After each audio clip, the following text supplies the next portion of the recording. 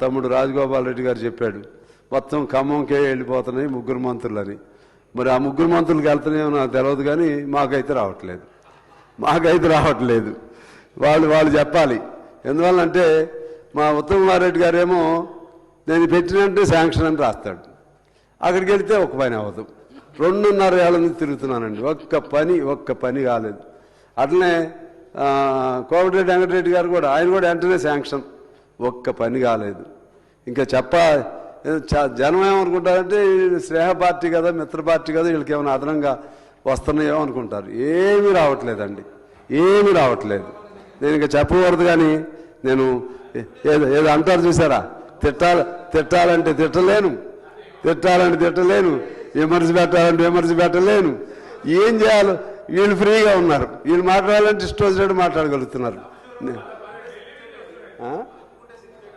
అదే మీరు మాట్లాడాలంటే మాట్లాడగలుగుతున్నారు, నేను మాట్లాడాలంటే ఏం చేయాలి?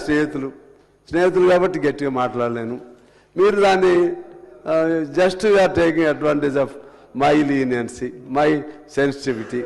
సో అది ఎక్కడో చోట మాకేం అదనంగా వద్దు సార్, అదనంగా